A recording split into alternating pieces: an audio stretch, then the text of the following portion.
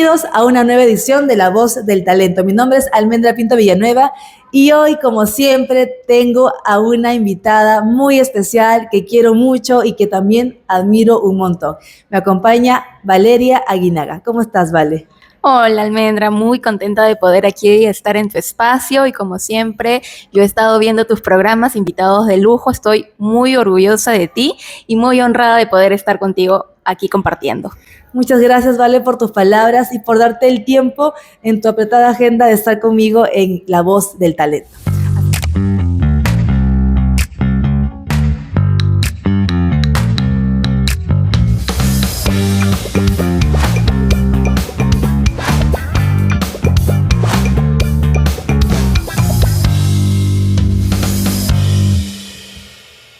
Así que yo quiero que toda la comunidad pueda conocerte un poco más acerca de tu profesión, tu trayectoria, para que puedan entender por qué la admiración. Gracias, sí, es un poco extraño porque siempre, por ejemplo, hace unos minutos me estaban preguntando que yo había estudiado y asumieron que era ingeniero. Y yo, sí. No, soy economista. y sí, entonces te cuento un poco acerca de mi historia. Lo que pasa es que cuando yo era adolescente me sentaba todas las tardes con mi abuelo porque él veía estos programas de geopolítica, macroeconomía, las noticias, ¿ya? Y nosotros hemos venido de una familia bastante humilde, pero él siempre tenía ese deseo de superación, de poder ilustrarse. Entonces él leía mucho, yo también heredé ese gusto por la lectura. Y a eso de los 14, 15 años me empieza a llamar mucho la atención de cómo es que se mueve el mundo, ¿no? Entonces ahí digo, yo voy a estudiar economía y obviamente me interesaba más la macroeconomía. Bueno, entonces ingresé a la universidad y he estudiado en la Universidad Nacional Federico Villarreal. Ingresé a los 16 años a mi primer intento y de allí me gradué a los 20, a los 21. A los 20, en mi último año de la universidad, pues te exigen las prácticas preprofesionales. Sí. Exactamente. Y yo dije, yo quiero hacer mis prácticas en el Estado, porque eso era lo que me movía realmente, el servicio público, de verme a los ciudadanos, de que más personas puedan estar mis interesadas. Y como dato curioso, en realidad mis papás y mis hermanas son maestros, son docentes. Entonces yo ya era la oveja negra. Ya, por no seguir el mismo rubro. Sí, pero ellos me apoyaron siempre, ¿ah? Pero todos ellos eran docentes, entonces yo también como que tenía mucho conocimiento acerca del sector educación y ya había hecho algunos trabajos en el sector educación. Pero bueno, resulta y acontece que habían 2 prácticas, me acuerdo, abiertas en ese momento, que justamente como yo ya había estado trabajando en algunas consultorías, me pasaron la voz de que estaban abiertas. Una en el Ministerio de Energía y Minas y otra en INICTEL. INICTEL, que es un anexo de la UNI. Entonces, yo en realidad quería que se abra la de allá, la de la UNI, bueno, que ya se empiece el proceso, porque era algo con lo cual yo ya estaba más acostumbrada. En cambio, minería para mí era algo completamente nuevo. O sea, no estaba en tu radar. No. Ok. Yo sabía que quería trabajar en el Estado, sí, pero minería era algo para mí totalmente desconocido. Pero bueno, los resultados del MINEN salen primero, yo resulto ganadora, salen primero, y los de INICTEL todavía demoran, y bueno, dije, no me quiero arriesgar mucho a perder la vacante en el ministerio, ¿qué tal si sucede algo en la de INICTEL?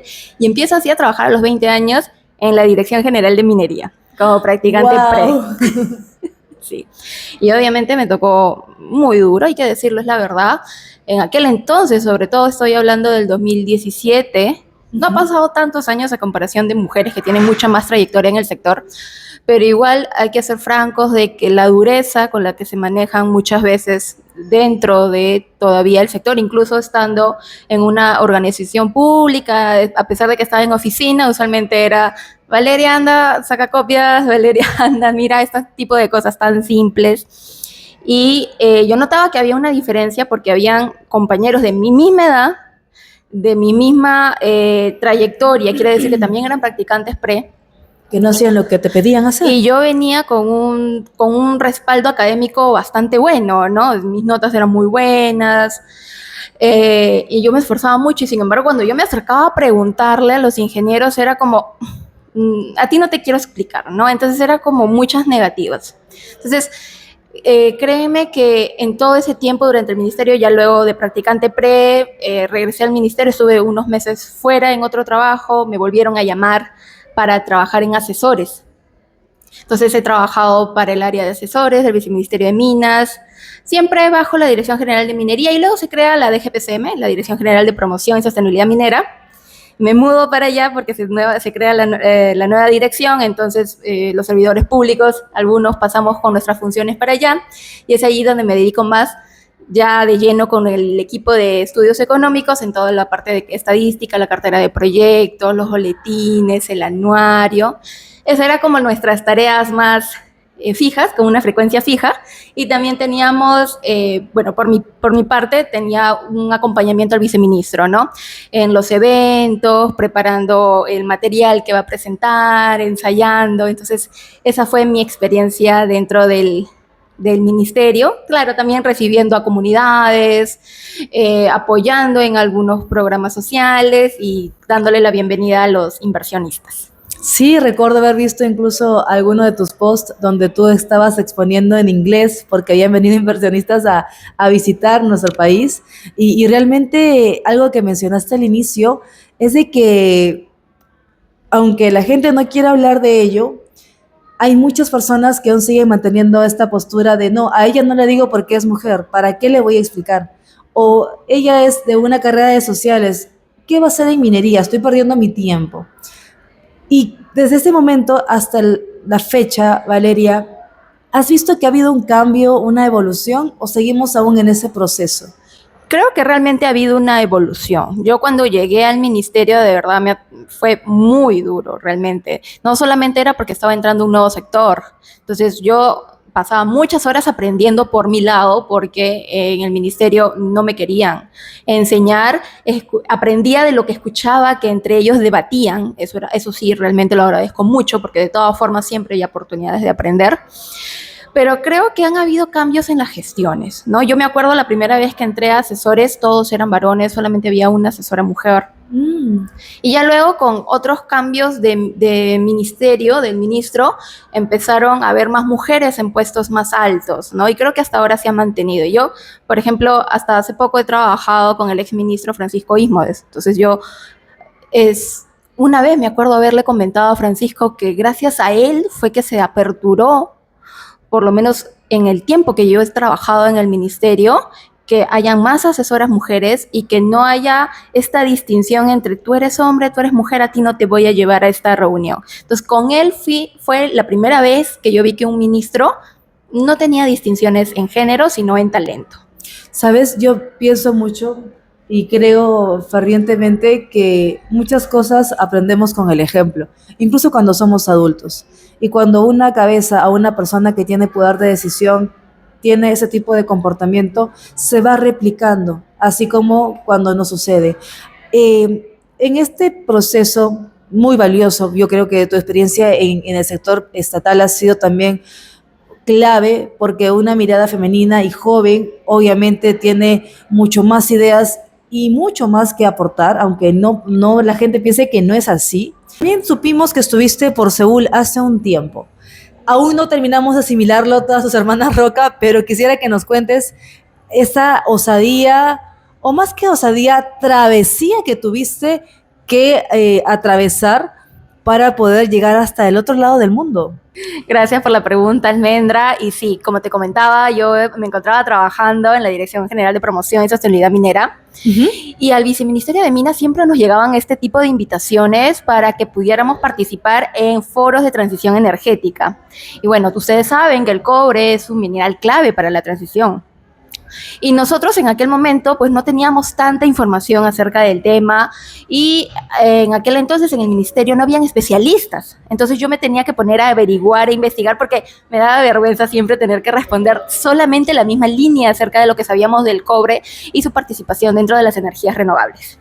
Entonces así me entra el gusto por los renovables y aquí también tengo que señalar la importancia del networking, porque es gracias justamente a eso, a que alguien me recuerda y me pasa la voz para poder postular, porque lamentablemente esta beca no es muy publicitada en Perú, a diferencia de las becas COICA, por ejemplo, que sí son un poco más conocidas. La beca que yo obtengo del gobierno de Corea es una beca financiada por el Ministerio de Energía de Corea.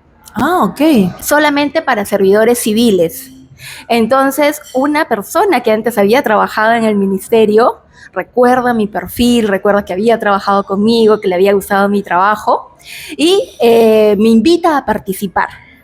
Y en aquel entonces, como yo siempre les digo a las personas que les hago mentorías de becas, a mí también me pasó. En ese momento la beca cerraba en 4 días. Wow. Entonces, definitivamente no iba a alcanzar para ese momento de la selección. Sin embargo, yo ya tenía todos los datos de la beca. Entonces me pongo en contacto con ellos y les pregunto si se va a aperturar en el próximo semestre. Y me dicen que sí, que efectivamente que no había ningún problema, que vaya juntando toda mi documentación, porque obviamente un proceso de selección de una beca es de largo aliento. Hay un montón de documentación detrás que se requiere, que obviamente tenemos que obtenerla de diversas instituciones, entonces la preparación es bastante ardua y sobre todo muy cuidadosa, ¿no? Porque nos podemos fallar en un papelito que no era como ellos lo estaban necesitando y podemos quedar descalificados. Y es así como inicia mi proceso de selección. A mí la primera vez que me entero de la beca era como febrero, se vuelve a aperturar en junio, julio, y yo ya tenía listo todo. Yeah. Y me había encantado la malla curricular. La primera vez que me dijeron sobre esa beca, me dijeron Corea, yo me quedé como, Corea. Porque no era algo que yo había estado buscando. Yo había buscado opciones en España, había buscado a Canadá, Australia, pero definitivamente Corea no era un país al cual yo tuviese mapeado. Pero cuando leí de qué trataba específicamente la beca, me encantó. Era una mezcla entre lo suficiente de energía renovable, de ingeniería, porque es un posgrado en ingeniería, pero que también mezclaba políticas públicas. Entonces, definitivamente eso era algo que estaba muy alineado a mi perfil y me decidí. Pasé, obviamente tienes que pasar varias etapas. Me acuerdo que la entrevista final fue como a las 3 de la mañana de acá a Perú. Yo estaba súper ansiosa y usualmente los que conocen de este tipo de convocatorias te entrevistan 3 personas, quizá lo mucho. Entra el Zoom, se conecta y eran 11 personas. 11, sí, porque los conté. 11 profesores coreanos, ya luego los conocí, todos en una sala gigante, 11 así sentaditos en mesa de U. Y el primer shock, ¿no? Y se turnaron para hacerme preguntas. ¿En inglés o en coreano? En inglés. Okay. Lo de coreano ya más adelante llega. Y bueno, demora bastante, ya como en finales de diciembre me llega la aceptación finalísima de la beca, y en febrero del próximo año ya estaba viajando allá a Corea. Me agarró todavía en los últimos momentos de pandemia, tuve que hacer lockdown cuando tuve que pasar como una semana en el hotel para ¿Como cuarentena algo así? La cuarentena, ya. La cuarentena, tuve que pasar una semana de cuarentena, entonces tengo 1000 anécdotas de allá de Corea, pero definitivamente fue una experiencia muy enriquecedora, no solamente a nivel académico, pero la multiculturalidad que pude conocer allá. Increíble. Conocer mis compañeros de todas partes del mundo, conocer Corea, he conocido casi todas las provincias gracias a lo que me financiaba la beca. He estado en plantas solares, eólicas, hasta una planta nuclear. Wow, de verdad increíble, pero más que el networking, creo que lo importante es cómo tú vas creando tu marca profesional y que te recuerden con cariño, con respeto y con admiración, y por ello te recomienden nuevas oportunidades de crecimiento porque también han confiado en ti y en tu potencial.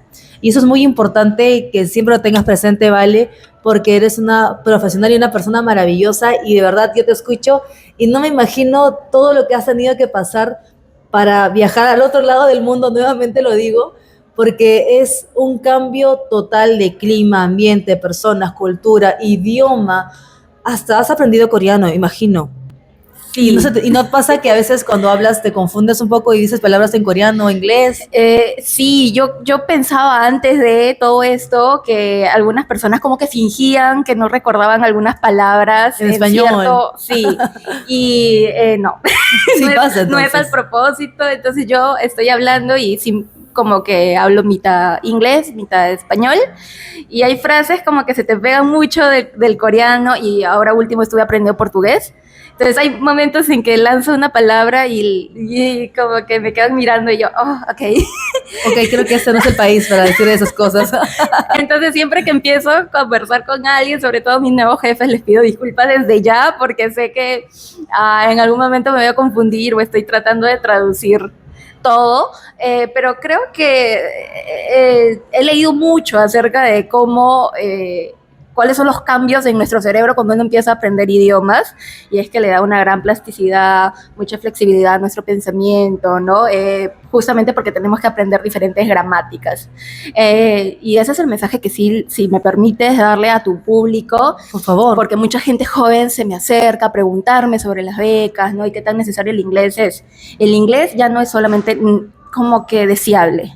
El inglés ahora en un mundo internacional es totalmente indispensable, y allá en Corea casi todos teníamos que hablar 3 idiomas, ¿no? A mí me tocó aprender el tercero allá en coreano, y dije, ok, si he podido aprender coreano, ahora último estuve trabajando en una empresa china donde suena bastante similar, entonces la escritura no tiene nada que ver, pero por lo menos los sonidos sí podía captar bastantes palabras. No sé si más adelante me anime de verdad a meterme en unas clases de chino o no, pero por ejemplo aprender idiomas que son como de la misma raíz nuestra, del español, el francés, el italiano, el portugués, es un buen inicio para aprender un tercer idioma. Anoten ese consejo. Sí, realmente se los recomiendo. Claro, porque no todos tienen que ir siempre con el idioma que se les complica más. Es como la lectura, tenemos que empezar a leer, a consumir aquellos temas que nos interesan. Igual pasa con el tema de aprender un nuevo dialecto, porque es una forma de poder ir familiarizándonos con algo distinto de lo que ya conocemos. Aún, bueno, esta entrevista queda corta, tengo aún muchas preguntas y muchas dudas sobre tu experiencia, pero yo solamente quiero que tú le puedas dar un mensaje a la Valeria de hace 10 años, con todo lo que ha vivido ahora Valeria en la actualidad. ¿Qué le dirías a esa Valeria? Creo que es el mensaje que le trato de dar a todas las mujeres jóvenes que se me acercan, ¿no? Y es que no aceptemos un no como respuesta final. Nos va a tocar vivir situaciones, sobre todo en un sector que todavía sigue siendo muy machista, vivir muchos rechazos o todavía muchas dificultades. Y creo que nosotros debemos aprender a luchar por nuestra palabra, siempre con mucho respeto, siempre documentándonos, que haya un sustento detrás, pero lo importante es no quedarnos calladas, y así sabemos que vamos a poder avanzar, aunque sea de poco a poco, pero avancemos. Y definitivamente la Valeria de hace 10 años, que todavía estaba en la universidad, no se hubiese imaginado todo el recorrido que vamos a hacer, pero le diría que vale la pena todo el sacrificio que está haciendo en este momento. Me encanta, Valeria. Y por favor, comenta en los comentarios si quieres una segunda parte, capaz desde alguna parte del mundo que no sea Perú, ya que Valeria está por todos lados y eso me encanta. ¿Cómo te pueden ubicar, Valeria, en tus redes sociales? Claro, me pueden buscar en LinkedIn como Valeria Aguinaga Fonseca.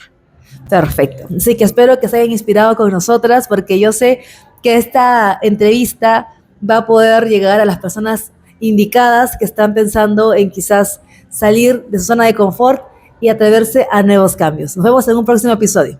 Adiós.